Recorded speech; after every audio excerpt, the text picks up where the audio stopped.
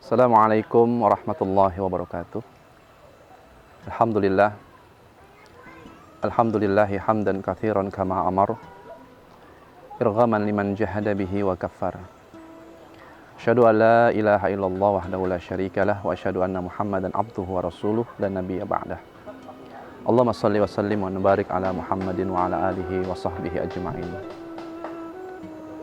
Hadirin para pecinta Rasul dimanapun Anda berada, semoga dilindungi dan dirahmati oleh Allah Subhanahu wa Ta'ala.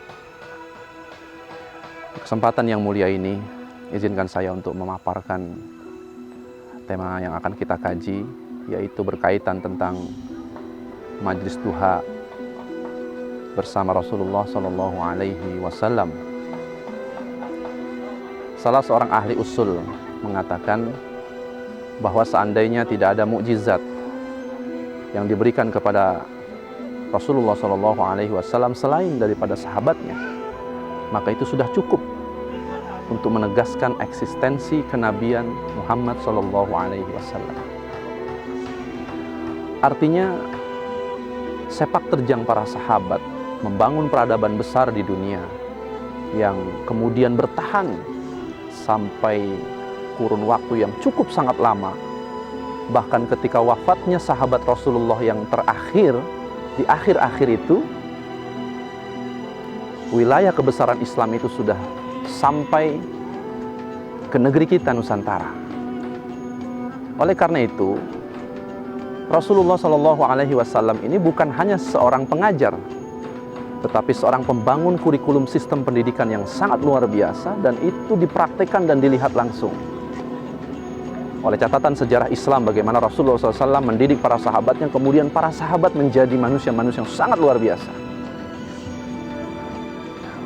Namun kondisi muslimin hari ini yang sudah jatuh dari semua sisi, dari aspek pendidikan, yang paling sentral adalah ketika kita memiliki generasi muslim yang sudah lagi tidak bisa diharapkan.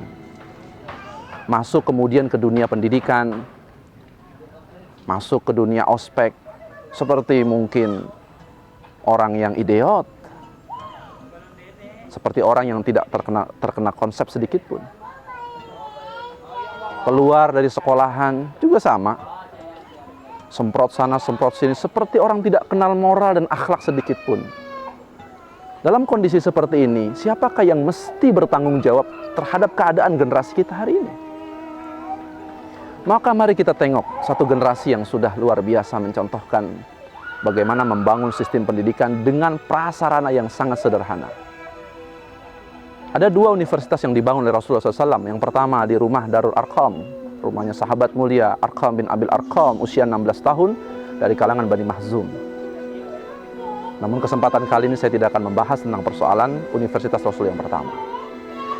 Setelah pasukan muslimin terusir dari negeri Mekah ke Madinah, komunitas yang kecil dan tidak diperhitungkan itu tiba-tiba menjadi satu kekuatan peradaban yang mengubah segala tatanannya, disebabkan karena ada pemimpin yang begitu luar biasa membangun konsep pendidikan, seorang guru yang luar biasa seperti Rasulullah SAW. Dan Rasulullah adalah tipe pribadi yang sangat tekun jika sudah memberikan pengajaran kepada para sahabatnya. Dan salah satu universitas yang terkenal itu di Madinah adalah Institut Sufah, yang berjumlah 60-60 sahabat Rasulullah SAW, yang di situ Nabi setiap hari di waktu duha. Pertanyaannya, mengapa Rasulullah SAW memilih waktu duha? Karena waktu duha adalah waktu yang istimewa, sampai-sampai Allah harus bersumpah wadduha, demi waktu duha. Oleh karena itu, waktu duha ini bukan waktu yang sederhana.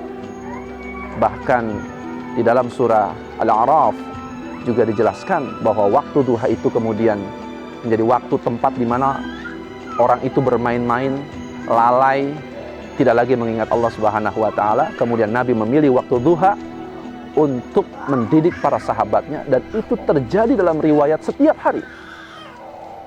Nabi masuk sebagai seorang pendidik di Masjid Nabawi di waktu duha, selepas pulang dari rumah istri-istri Rasulullah, berkunjung di pagi hari rumah istri Rasulullah di waktu duha ini.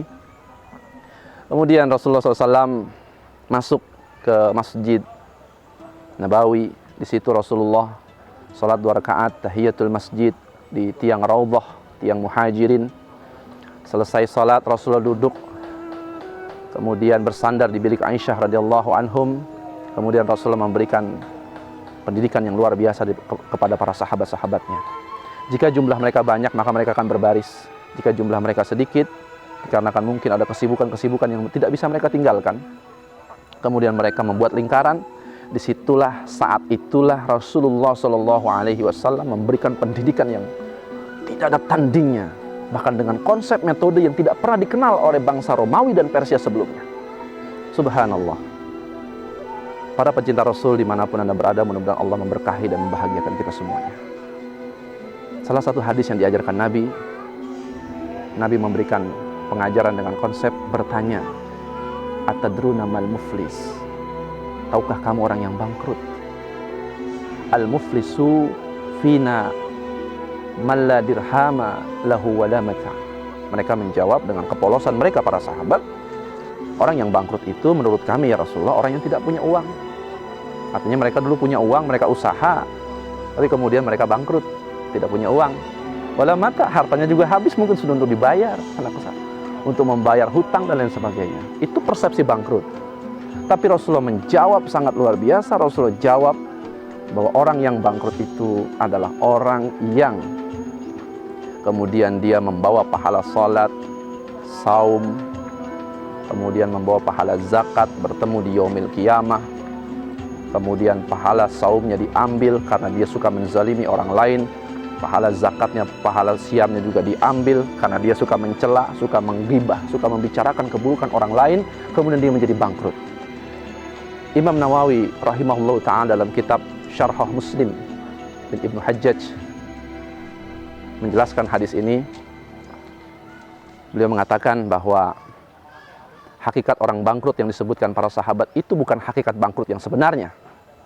Yang ingin diajarkan Nabi, hakikat yang bangkrut sebenarnya adalah ketika dia berjumpa di yaumil qiyamah, tapi kemudian habis semua pahala ibadahnya. Wal iyazubillah, kita berlindung kepada Allah jangan sampai pahala kita habis. Oleh karena itulah, ini menjadi catatan penting menurut Imam Nawawi, bahwa orang bangkrut yang diajarkan Nabi itu adalah orang bangkrut yang sebenar-benarnya bangkrut. Karena orang yang bangkrut di dunia mungkin dia habis hartanya, dagangannya habis, seketika beberapa saat kemudian dia mungkin bisa jadi bangkit kembali, kemudian dia bisa beruntung kembali, dan kemudian dia bisa usaha kembali. Tapi kalau orang sudah bangkrut di yaumil qiyamah menghadap Allah, subhanallah, dia tidak akan memiliki apa-apa. Para pecinta Rasul dimanapun Anda berada, semoga Allah memberkahi dan membahagiakan kita semuanya. Kesimpulan dari tausiah singkat ini, bahwa majlis duha Nabi itu begitu penting kita bahas. Bagaimanakah kemudian majlis ini dikaji oleh Rasulullah sampai kemudian menghasilkan sahabat-sahabat mulia yang sangat luar biasa. Ambil contoh 4 khalifah, Abu Bakar, Umar, Utsman, Ali. Mereka adalah hasil pendidikan Rasulullah yang sangat luar biasa. Tentu kita semua sangat penasaran bagaimana isi dari majlis duha ini. Bagaimana Rasulullah mendidik, metode seperti apa yang dididik oleh para sahabat. Maka saya menghimbau kepada muslimin dimanapun Anda berada untuk senantiasa mengikuti kajian Majlis Jajak Rasul yang rutin 1 bulan sekali dilaksanakan. Mudah-mudahan ini menjadi jalan bagi kita untuk kembali bangkit dari keterpurukan dan menjadi jalan bagi kita untuk memuliakan umat Islam di hari ini dan di masa yang akan datang. Allahu a'lam bishawab. Kurang lebihnya mohon maaf. Billahi taufiq wa afu minkum. Assalamualaikum warahmatullahi wabarakatuh. Allahumma shalli ala Muhammad wa ala ali Muhammad.